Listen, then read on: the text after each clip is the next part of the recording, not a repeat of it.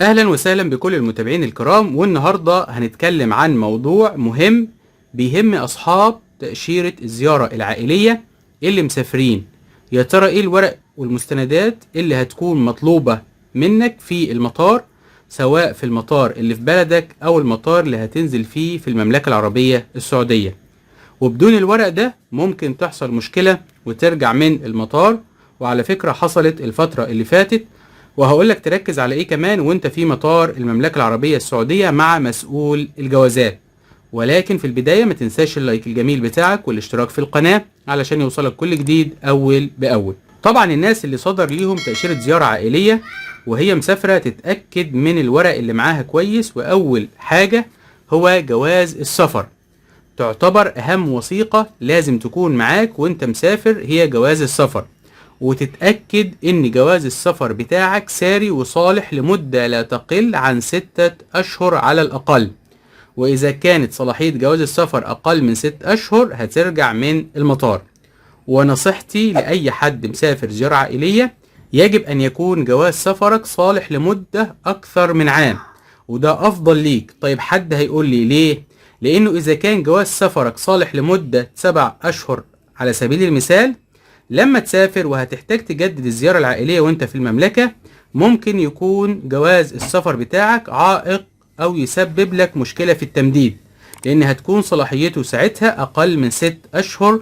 واذا حبيت تجدد الجواز من السفارة ودفعت الرسوم هتواجهك مشكلة تاني، وهي ايه؟ ان رقم الجواز المسجل في تأشيرة الزيارة هيكون مختلف عن رقم الجواز الجديد. هي فعلا ليها حل وهقولك عليه تعمله ازاي اذا واجهتك مشكلة زي دي، ولكن ممكن حاجة زي دي تمنعك من تمديد تأشيرة الزيارة العائلية. يبقى الافضل قبل ما تسافر تتأكد من صلاحية جواز سفرك، وان فيه مدة لا تقل عن 6 اشهر، واذا كانت اكتر من سنة يبقى افضل ليك. طيب اذا حصلت حاجة زي دي معاك، وهي ان جواز سفرك عايز تجدده او ضاع منك، هتضطر تعمل واحد جديد. تتصرف ازاي وانت معاك تأشيرة زيارة عائلية عليها رقم الجواز القديم؟ في الحالة دي لازم تحتفظ بالجواز القديم يكون معاك، او تحتفظ بصورة منه. لازم يكون معاك صورة منه، ده حاجة ضرورية وانت ومسافر، وخاصة في مطارات المملكة. لما توصل هتبلغ مسؤول الجوازات وانت بتختم عن حاجة زي دي علشان يعرف يحدث معلومات جواز السفر بتاعك، وتظهر معاك بعد كده على أبشر التأشيرة وبيانات جواز السفر الجديد. وممكن عشان يعمل لك حاجة زي كده بيطلب منك الجواز القديم أو صورة منه، فالأفضل إن هم يكونوا معاك علشان موقف زي ده. تمام كده؟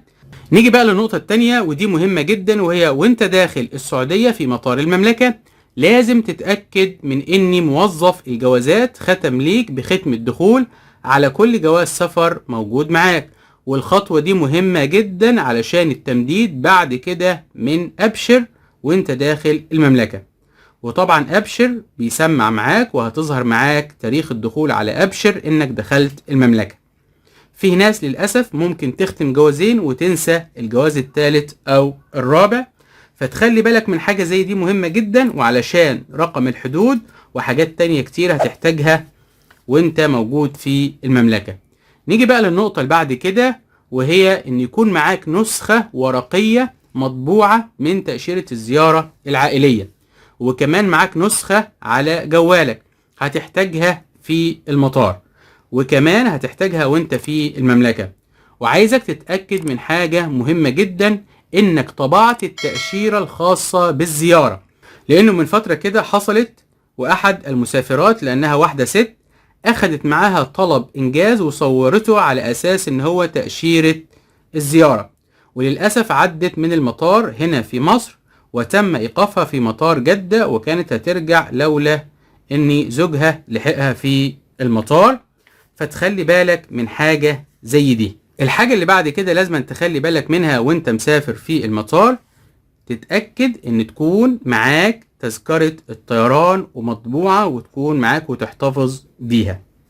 الحاجة اللي بعد كده، ودي بناء على تجربة شخصية لأحد المتابعين، والنقطة دي مهمة جدا جدا، ممكن الشخص الزائر سواء كان زوجة أو أحد الأبناء أو أحد الإخوة، أي ما تكون صلة القرابة، يفضل إنك أنت تاخد معاك شهادة المؤهل بتاعتك وتكون متوثقة من الخارجية السعودية، ويكون التوثيق حديث. ليه أنا بقول لك كده؟